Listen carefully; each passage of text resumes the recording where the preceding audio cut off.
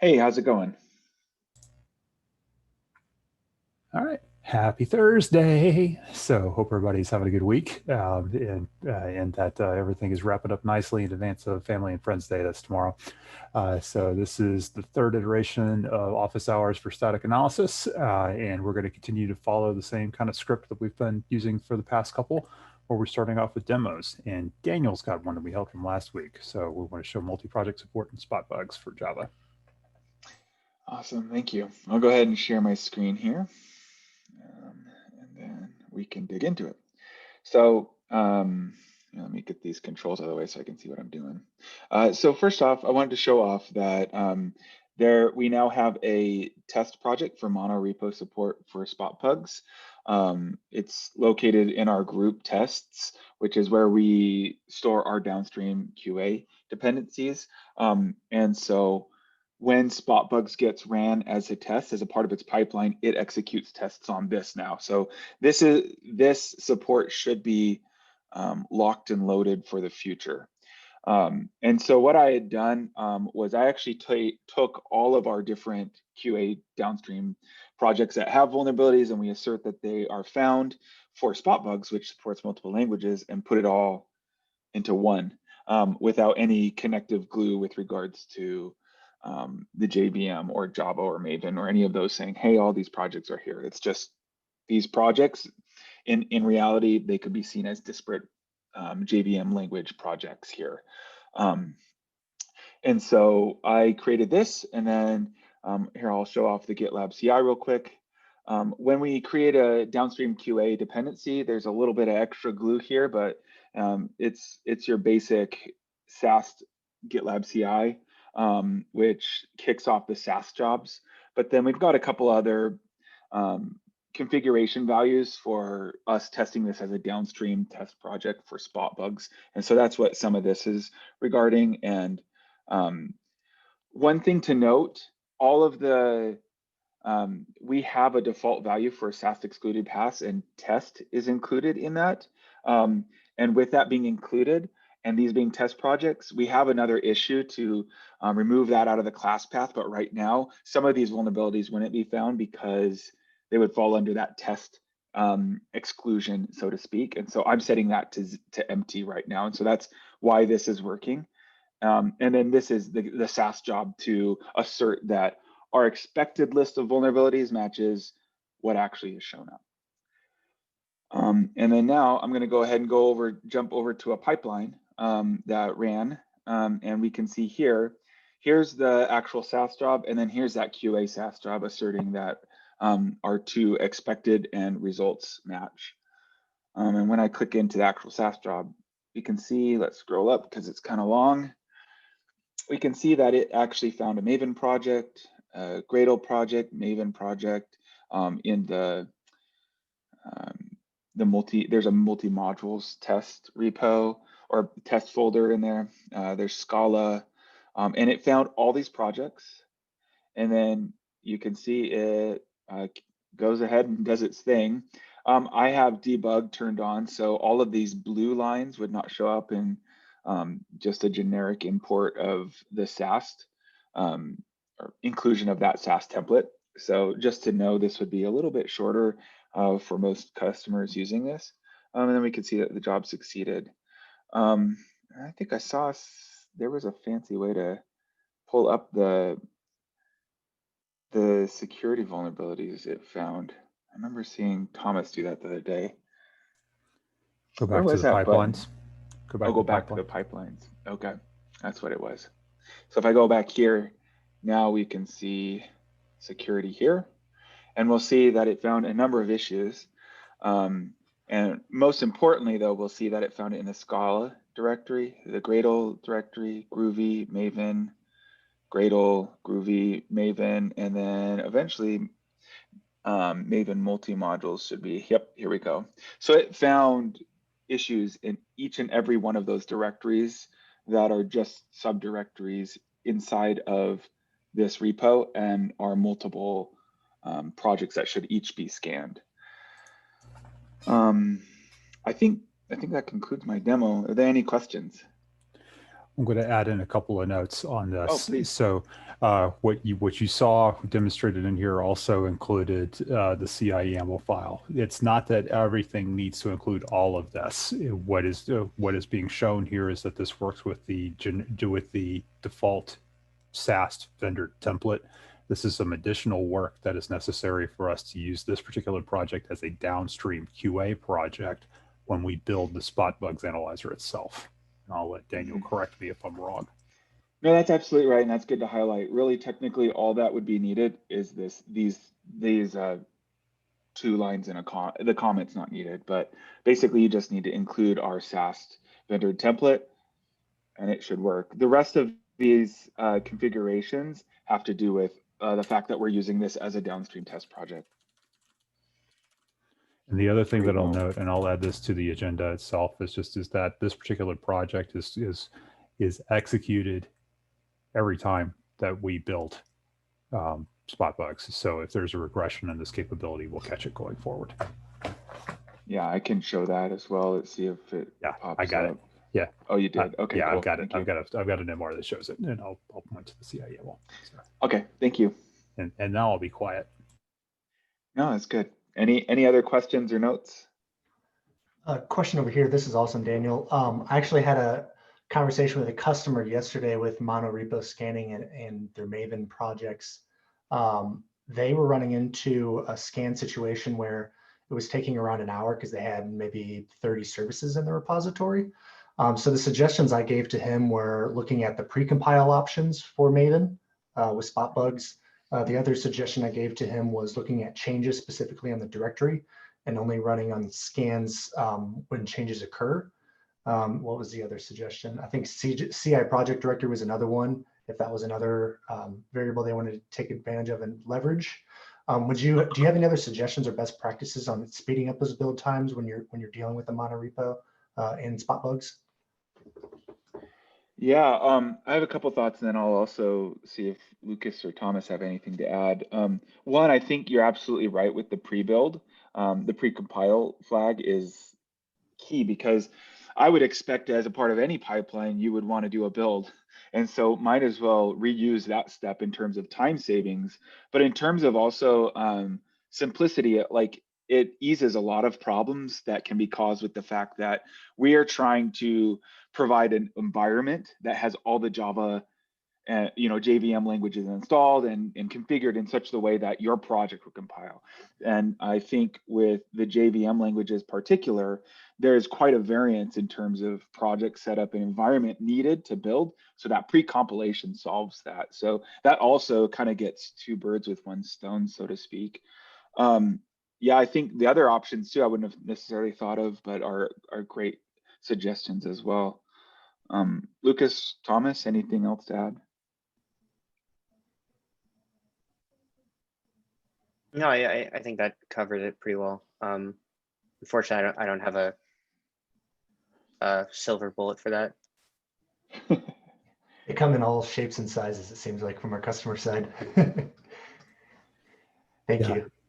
There's pre-compilation. That's it. There are 2 SAST analyzers that we have where building the project is a concern. Spot bugs is one, security code scan is the other. Spot bugs is the one that gives us this pre-compilation escape hatch where we can reuse the build. Security code scan operates as a dependency that is injected into a build. So we can't kind of get rid around that. At least that's the way that I would characterize it. So as long as we're in this particular analyzer itself where we do have, where this is needed, pre-compilation is the way to do it, because spot bugs itself doesn't look at the source code. It looks at the generated Java bytecode. And so that's why this is a necessary step.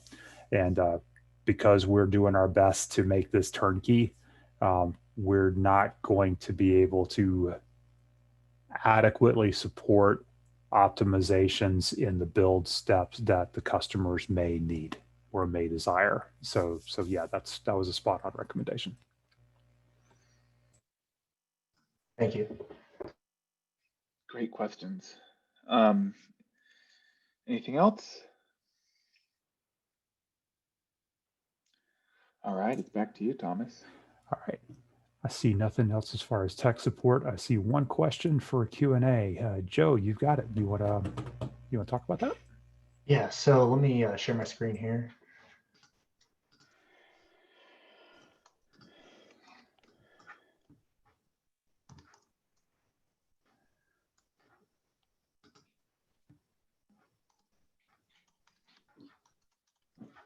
One second.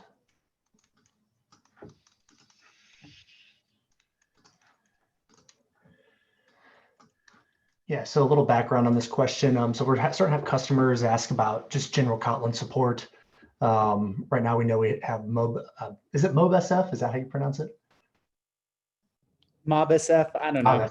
Okay. So we have MobSF for Android, but there's been questions around how can we do general scanning on our Kotlin classes or files or objects, POJOs, whatever you want to call them. And from my understanding with MobSF is that it might be restricted to just Android files. So with an Android class, you have Android framework, and it's going to scan specific Android entities relating to SAST, where spot bugs will actually go to generic classes and do generic scanning. So for this customer specifically, and what we're hearing from a lot of customers is they're migrating from Java over to Kotlin for their backend applications. So I looked into FindSec bugs. I think another person suggested it. So I did some digging and scanned locally with this and actually had some results that were positive. Take it with a grain of salt as I'm a noob to some of these scanners here. So certainly would love some feedback on this. The approach I took here was baking in the spot bugs into the project and specifically into Gradle, and then also including the FindSec bugs into that. Now to pick up those Kotlin files, I had to include within the spot bugs tasks to actually look for the compiled files there, which was able to give me out a report. So looking into this, I got the results. So it looks like, so spot bugs, or I'm sorry, FindSec bugs picks up both Kotlin and also Android. So they have rules for both. So I had two classes defined. These were just generic Kotlin classes that were able to pick that up, where these were all Android related vulnerabilities that were picked up as well. So this was the report output, which is available on this. So I'm just curious, questions around this. It seems like we have the analyzer there. I'm curious to see if maybe, I haven't tested with our existing analyzer. It might be available already, maybe with just some fine tuning. I'd be curious to hear your feedback on this and maybe like a path forward on and maybe supporting this. It looks like Lucas already commented, so I'll stop jabbering here. Yeah, sorry, I should have sent that earlier. I realized I had this big typed thing that I now sent 3 minutes ago, but just to vocalize what I wrote. So we on an unrelated issue, which I linked there, there is, and that's a security issue. So we started looking into the FindSec bugs version, spot bugs version. I can't actually quite figure out how this works because, so FindSec bugs releases a CLI tool, and the CLI tool is what we use within our analyzer directly. Within the release notes for the most recent version of FindSec bugs, it says it has support for spot bugs 4. But as far as I can tell, it's using a pretty old version of spot bugs anyway. So I think that within it, FindSec bugs can work with spot bugs in the way that you're using it here as like a plugin. But the way that we are actually using FindSec bugs as the CLI tool, I think it's currently pinned to a fairly old version of spot bugs within our analyzer. Gotcha. Because of that, I'm not sure if it would work out of the box. It's definitely worth trying. Just let's run it and see what happens. But beyond that, I think that we might have to update that just to see if the newer support works. I've seen mention of Kotlin there, but I don't really, as you pointed out, I don't really know when they said that they started supporting this, if that's a new edition or. Yeah, I was looking at that too. I think it's in 1.09 or 1.9. Let's see here.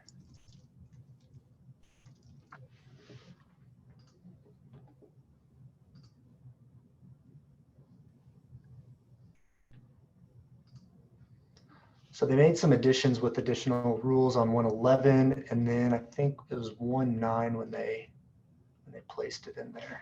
So I was looking at this too.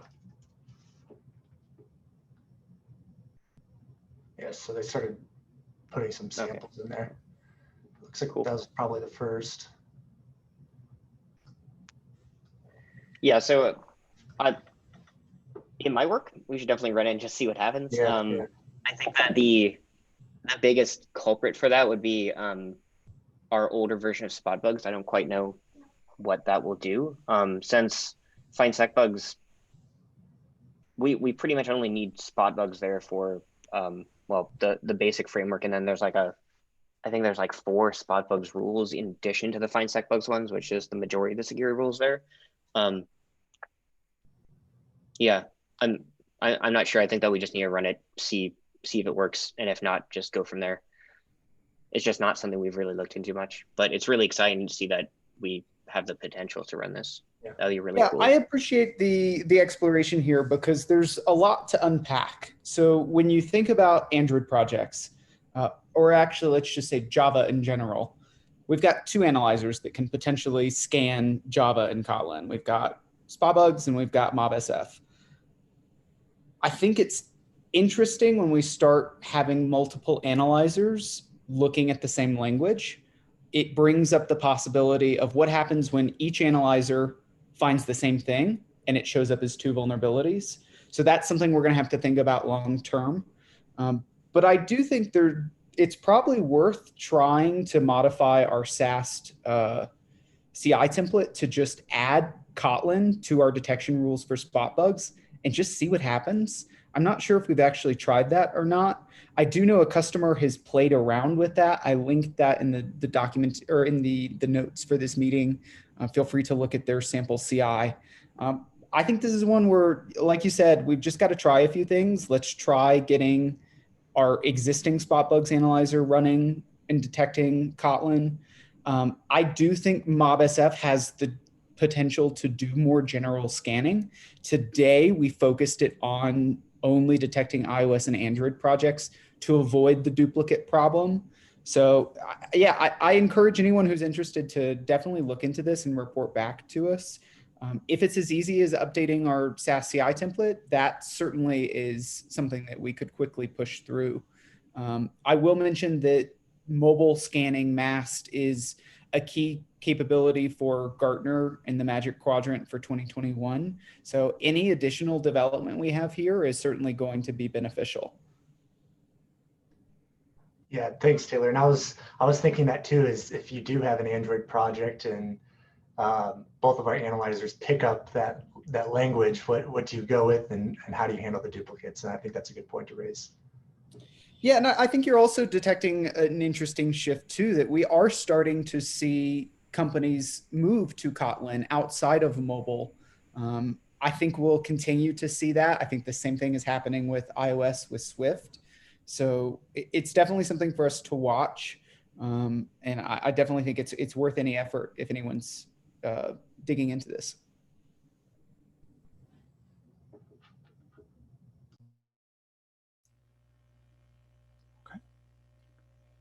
That's all anybody wrote down for this particular, for the agenda. Is there anything folks would like to talk about while we're all here?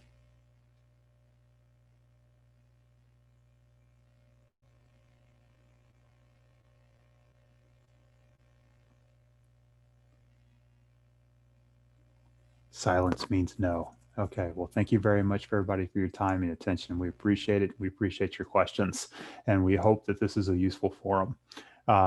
What is going to happen now is this is going to be our last office hours for 2020.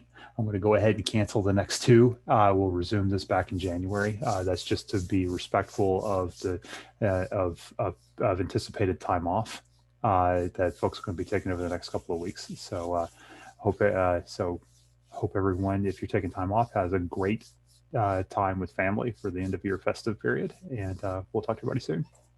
See ya.